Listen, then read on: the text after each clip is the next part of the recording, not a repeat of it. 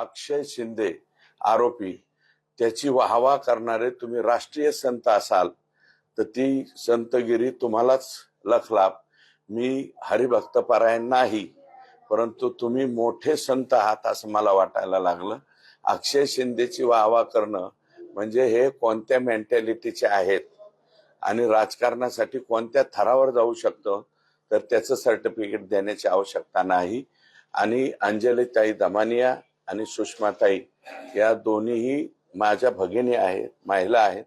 त्यांच्याबद्दल मी काहीही बोलणार नाही, त्यांचा मी नितांत आदर करतो. परंतु जितेंद्र आव्हाडांनी दुसऱ्याला विनाकारण फुकटचं शहाणपण शिकवण्याचे गप्पा करू नयेत. मी स्वतः सगळ्यांचा कैवारी आहे असं तुम्ही मानू नका. आणि माझ्या स्वतःच्या मतदारसंघातला दलित बांधव 95% माझ्या बरोबर आहे, हे कालच्या निवडणुकीत सुद्धा सिद्ध झालेलं आहे. मात्र सूर्यवंशी ज्या आई आहेत त्यांनी देखील तुमच्यावरती आरोप करत असतात, त्यांच्या संदर्भात अशी घटना घडली असेल, त्यांनी असा विषय केला असता. हे बघा, मी जे माफ करा कोणाला म्हटलेलं आहे तुम्ही त्याची बाईट, मला वाटतं मी जे केलेलं स्टेटमेंट आहे ते त्याच्यातला काही पार्ट काढलेला आहे. मी काय म्हणलेलं आहे, जे ऍक्शन मोड मध्ये जेवढे व्हिज्युअल्स दिसलेले आहेत तेवढेच पोलीस तुम्ही सस्पेंड करा, आणि जे ऍक्च्युअल ऍक्शन मोड मध्ये दिसलेले नाहीत त्यांना थोडंसं विनाकारण त्यांची नावं घेऊ नका, हे माझं वाक्य आहे. परत एकदा माझं मत आहे की चेक करावं, रिचेक करावं. आणि तिथं सर्व भीमसैनिक होते, आमचे बांधव होते, आरपीआयचे कार्यकर्ते होते, भीम आर्मीचे कार्यकर्ते होते, दीपक केदार साहेब, त्यांच्याशी सुद्धा माझं बोलणं झालं. आणि आम्ही विनंती केली त्यांना हात जोडून पाया पडून. एखाद्या आंदोलकांना विनंती करणं, पाया पडणं आणि या बाबतीमध्ये मुख्यमंत्र्यांना काही निर्णय घ्यायला लावणं, तर ठामपणे मुख्यमंत्र्यांनी निर्णय घेतला ना, सर्वोच्च सभागृहामध्ये डिक्लेअर केला ना. आणि त्याची चौकशी आता ज्युडिशियल चौकशी सुद्धा लागली ना.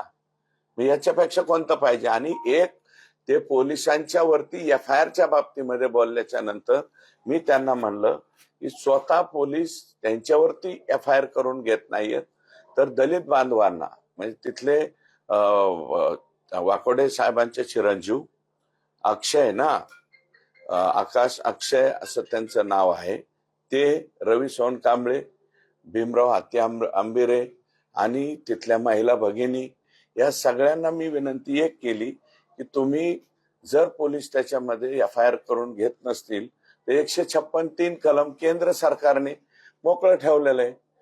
आणि 156(3) मध्ये जर कुठे FIR घेतला नाही तर त्याच्यामध्ये, कारण त्याही घटनेला आता 2 महिने होत आले, 30 दिवसाच्या नंतर FIR होऊ शकते त्याच्या बाबतीत, तर 156(3) वापर करा अशा प्रकारची विनंती केली. माझं स्टेटमेंट नीटनाटकं पाहिलं नाही. आणि जितेंद्र आव्हाडांसारख्या राष्ट्रीय संतांनी अपुऱ्या माहितीवरती बोलावं, याच्यापेक्षा मोठं दुर्दैव नाही असं मला वाटतं. या सगळ्या संदर्भामध्ये क्लिप देखील त्या ठिकाणी व्हायरल केली जाते. हो, ते मी म्हणतो ना, मोडून तोडून तेवढीच क्लिप काढली गेली. मी काय म्हणलोय, माफ करा, कोणाला माफ करा?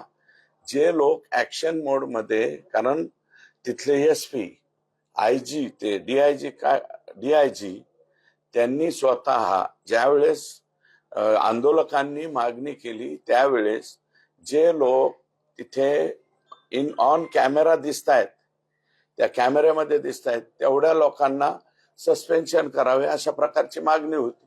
त्याप्रमाणे ते सगळे लोक, आणि मुख्यमंत्र्यांनी, हे बघा, अशा कोणत्या एका गंभीर प्रकरणामध्ये राज्याचे गृहमंत्री आणि मुख्यमंत्र्यांच्या परवानगीशिवाय होतंय का?